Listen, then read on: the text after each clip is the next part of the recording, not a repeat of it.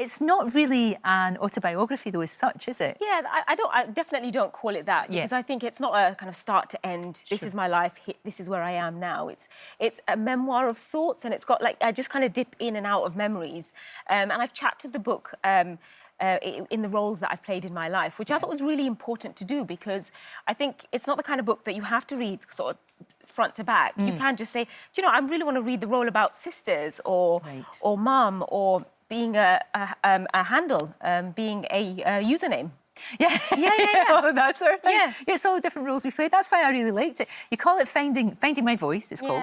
And it's you talking to me. You know, I know I say this a lot when people are on, but not everybody writes a book where I'm hearing them. So you can hear me? Yes. That's good. Very, very much so. It is your voice. Some tough things in here, really, really difficult things that you wrote about, but you got your kids to read it. Yes, I did. So my boys are 12 and 13, and my little girl's 9. I don't think she's quite ready to read it.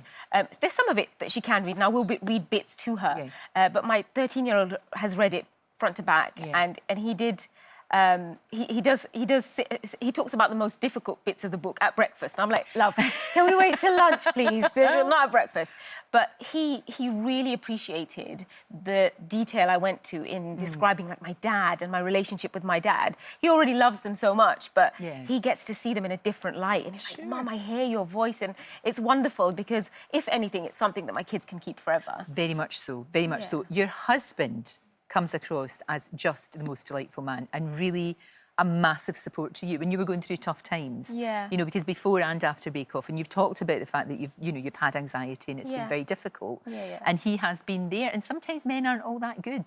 I mean, at talking. He was awful last night. Was he? Yeah. Yeah, well, they do that, don't they? I was like, so he's like, I'm not feeling that great today. He's like, yeah, I'm just busy at work. I'll just be... So he's wonderful, though. Yeah, he is. And he's unlike most men. He's in tune, and I think it's taken him a long time to get to where he is, and I think he just gets it. But with him being so good and just kind of understanding my issues with my mental health, he's become really even better with the kids, because he sits, he listens, and he makes eye contact, and that's something we don't do enough of. That's true. Is actually look people in the eyes, because usually we're kind of down here, aren't we? Or on the phones, or deliberately not wanting to make contact, especially down here, especially in London. Exactly. You know, so I think it's really important to make eye contact. It's lovely to be able to kind of tell those stories and talk about all of our different roles, because I think anyone who picks up the book can take something from it. No, very much so, absolutely.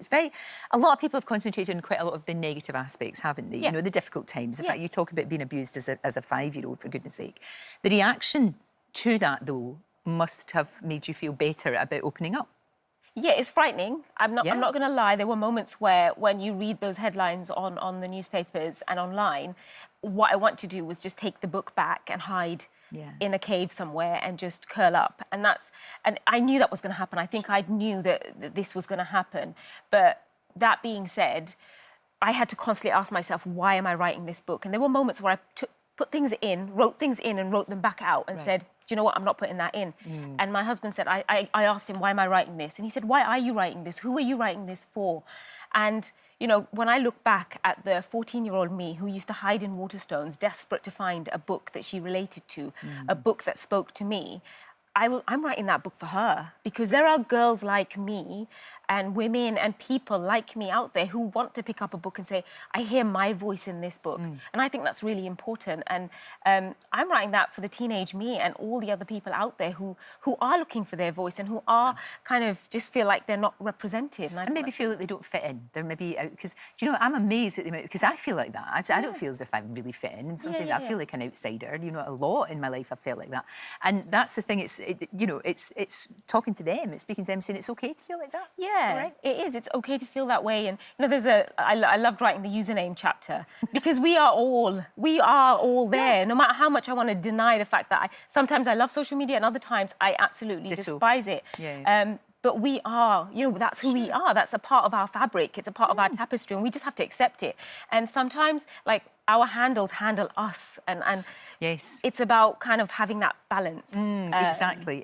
There's an awful lot of positivity in here. An awful lot of positivity, and I don't want that to be overlooked, because I think that's very, very important. And a lot of fun things too. I mean, you were saying if you hadn't won Bake Off, you'd probably be a dinner lady. Probably. I went for a job as a dinner lady. Yeah, because you'd be feeding people, because you've got this thing that you want to feed us all. And... Yeah, and it's and also practical, because I'd be off on holiday when the kids were on holiday, Perfect. so I wouldn't have to pay for childcare. So Absolutely. I had it all figured out. I had it figured out. I was going to be a dinner lady if I wasn't going to do this. But, you know, I look at this platform that I've been given, and I love cooking and I love baking. I love writing my cookbooks. But this gives me the opportunity to say, you know, we all have a voice, whether it's at the tip of our tongue or just kind of stuck somewhere in here.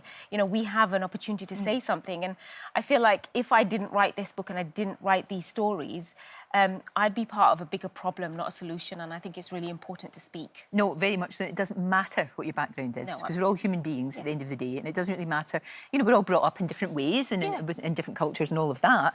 But actually, underneath all of that, we're just all trying to get on with our lives, aren't we? Just trying to be the best that we can be. Absolutely. And give something back. And you really, really have.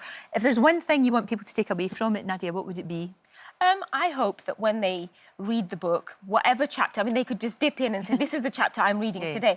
I hope that people find their voice. And I think I hope it gives people confidence to say, do you know what, it's okay. And I hope it stops people feeling lonely, because sometimes just picking up a book and reading a few words can make you feel like you're a part of something much bigger than just yourself. Because I know what it's like to be stuck in your own head. And sometimes I think when you read somebody else's words, you realise, actually, I'm not alone. And I think, I hope, if anything, if anyone reads the book, I hope they find their own voice, even if it's just in their head.